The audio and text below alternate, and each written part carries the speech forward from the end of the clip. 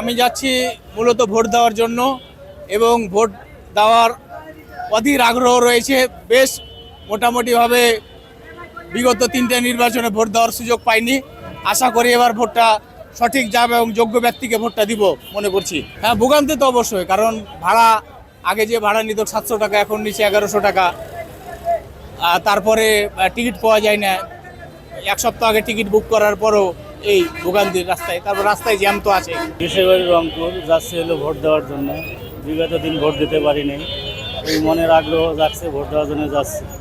আর যানজট একটু থাকবে, কারণ সব গার্মেন্টস ফ্যাক্টরি ছুটি হয়েছে, টিকিটের দামও একটু বাড়তি নেবে, এটাই স্বাভাবিক। আমি বাড়ি যাচ্ছি মূলত সামনে নির্বাচন, ভোট দেওয়ার জন্য যাচ্ছি বা বন্ধ পাইছি, শহরে কামে থাকি, চাকরি বন্ধ পাইছি, যার কারণে বাড়ি যেতেছি আর কি।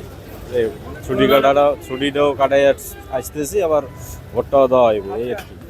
আর যাওয়ার পথে যানবাহনের মধ্যে মানে ভাড়াটা একটু বাড়তি। নায়াসিনামাইড ও স্যালিসাইলিক সমৃদ্ধ লিলি ফেস ওয়াশ যা ফেসের ডেড স্কিন সেল দূর করে দেয় দ্বিগুণ ফাস্টার ব্রাইটেনিং।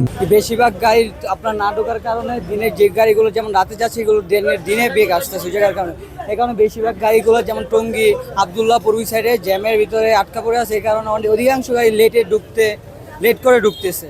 আর আপনার যে বেশিরভাগ যাত্রীগুলো আমাদের অগ্রিম টিকিট বিক্রি থাকে, ওইগুলো একই এখন আসতেছে। এখন যে যাত্রীগুলো আসতেছে গাড়ি শর্ট, যে গাড়ি আপনি নারায়ণগঞ্জ থেকে যেমন 50-60টা গাড়ি ডেলি চলে, এই জায়গায় এখন 20 থেকে 25টা গাড়ি যাচ্ছে।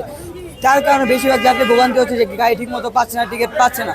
যদি সব পরিপূর্ণ গাড়িগুলো রাস্তা জ্যাম না থাকার কারণে যদি ঢুকতে পারতো তাহলে এই ভোগান্তিরা হতো না।